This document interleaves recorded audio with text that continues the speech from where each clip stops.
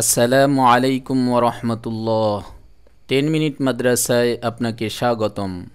একজন সৎ ও নেককার স্ত্রী স্বামীর জন্য রহমত, অনেক বড় নিয়ামত।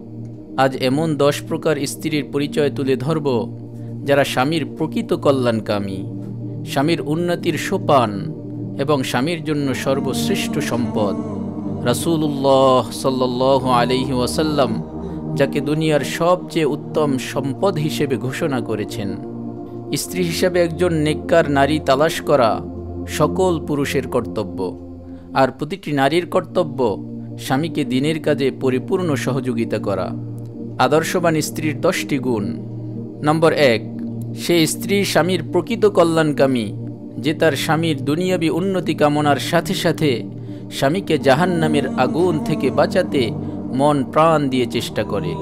যেমন আল্লাহ তাআলা পবিত্র কোরআনে ইরশাদ করেন, কু আনফুসাকুম ওয়া আহলিকুম নারা, অর্থাৎ তোমরা নিজেদেরকে জাহান্নামের আগুন থেকে বাঁচাও, তোমাদের পরিবার পরিজনকেও জাহান্নামের আগুন থেকে বাঁচাও।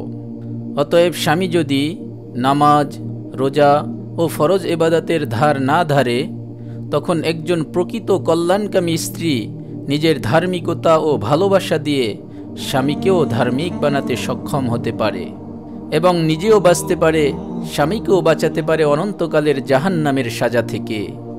নম্বর 2, অধিকাংশ পুরুষ অবৈধ পন্থায় উপার্জন করে স্ত্রীকে খুশি করার জন্য, স্ত্রীর অপূরণীয় চাহিদা পূরণ করার জন্য। সেক্ষেত্রে যে স্ত্রী সত্যিকারের স্বামীর উন্নতি চায়, স্বামীর কল্যাণ চায়, সে স্ত্রী অত্যন্ত বুদ্ধিমত্তার সাথে নরমে কঠোরে যেভাবেই হোক হারাম থেকে স্বামীকে মুক্ত করার চেষ্টা করবে। হারামের অভিশাপ থেকে নিজেদেরকে বাঁচাতে হবে, হালাল রিজিকের প্রতি উৎসাহ দিতে হবে এবং হালাল রিজিকের জন্য যত কষ্টই হোক তার উপর সবর করার দৃঢ় মনোভাব পেশ করতে হবে। তাতেও যদি স্বামী বিরত না হয়, তাহলে স্বামীকে বুঝাতে হবে যে না খেয়ে মরে যাব, তবুও হারামের কোনো অংশ পেটে যেতে দিব না।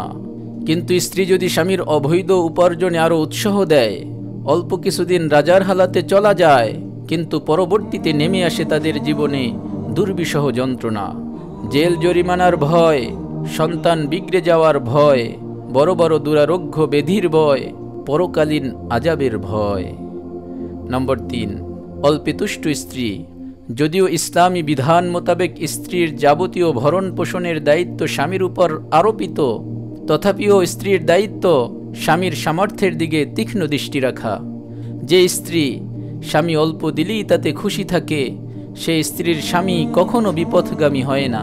তাই অল্পেতুষ্ট স্ত্রী স্বামীর জন্য অনেক বড় আশীর্বাদ ও নিয়ামত এবং স্বামীর প্রকৃত কল্যাণকামী।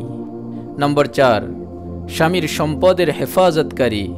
আদর্শ স্ত্রী অবশ্যই স্বামীর সম্পদকে নিজের সম্পদ মনে করে রক্ষণাবেক্ষণ করে থাকে।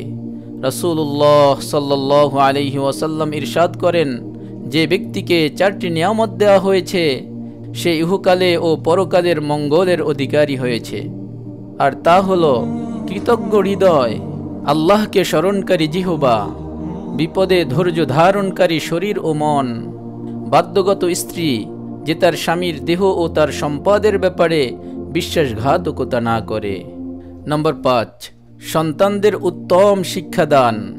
সন্তানের প্রথম পাঠশালা হলো মায়ের কোল।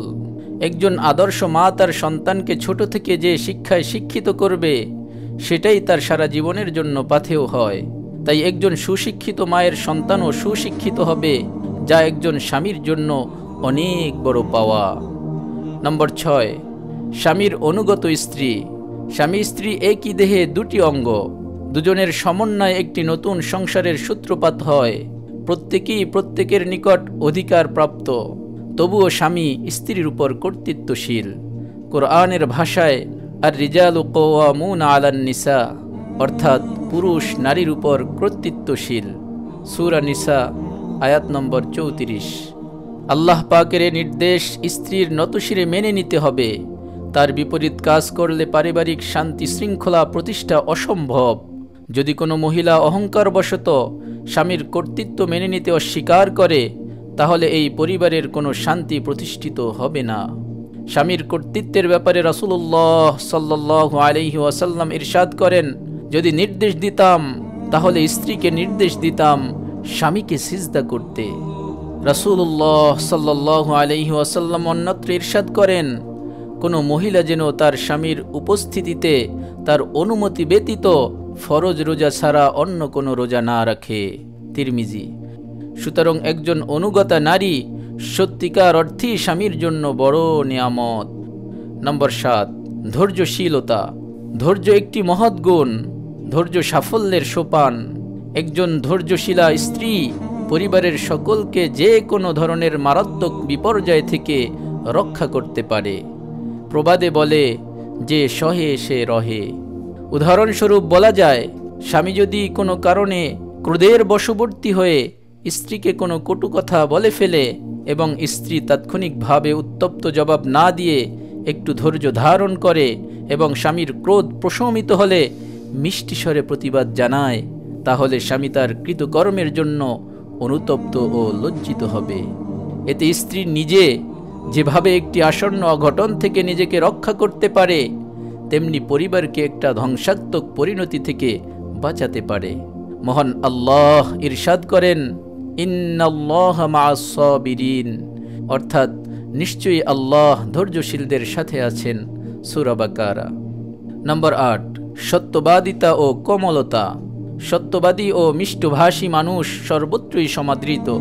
একজন সত্যবাদী ও মিষ্টভাষী স্ত্রী পরিবারের জন্য নেয়ামত স্বরূপ। পক্ষান্তরে কর্কশভাষী স্ত্রী দ্বারা কেউ শান্তি পায় না, তাই সে সকলের কাছেই অসহনীয় ও ঘৃণিত। হাদিস অনুসারে সত্যবাদী ও উত্তম আচরণকারী আল্লাহ ও তার রাসূলের নিকট খুবই প্রিয়। রাসূলুল্লাহ সাল্লাল্লাহু আলাইহি ওয়াসাল্লাম ইরশাদ করেন, নিশ্চয়ই অহংকারী ও কর্কশভাষী কখনো বেহেশতে প্রবেশ করতে পারবে না। রাসূলুল্লাহ সাল্লাল্লাহু আলাইহি ওয়াসাল্লাম মিরাজের রাত্রে কিছু সংখ্যক মহিলাকে জিহ্বার সাথে লটকানো দেখতে পেয়ে হযরত জিবরাইল আলাইহিস সালাতু ওয়াসসালামের মাধ্যমে জানতে পারলেন, এরা ওই সকল মহিলা যারা কথাবার্তায় সংযত ছিল না। এরা কথাবার্তায় স্বামীসহ আশপাশের লোকদেরকে কষ্ট দিত। নম্বর 9, পর্দাশীলতা ও লজ্জাশীলতা। আল্লাহ মুমিন নারী পুরুষের প্রতি পর্দা ফরজ করেছেন। বেপর্দা স্ত্রীর কারণে একজন স্বামী দুনিয়াতেও যেমন বিপদের সম্মুখীন হবেন, আখিরাতেও আযাবের সম্মুখীন হবেন।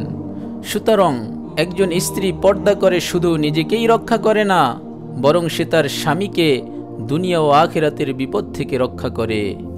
নম্বর 10, চগলখোর ও গীবত। যে নারী চগলখুরি করে না, স্বামীর গীবত করে না, সে স্বামীর কল্যাণকামী স্ত্রী। যে স্ত্রী সব সময় স্বামীর দোষ ত্রুটি তালাশ করে ফিরে বাহিরে স্বামীর দোষ চর্চায় লিপ্ত থাকে, সে নিজেও জাহান্নামে যাওয়ার মতো আমল করছে, সাথে সাথে তার স্বামীকেও সমাজে ছোট করছে। একজন আদর্শ স্ত্রী অবশ্যই এ থেকে বেঁচে থাকবে।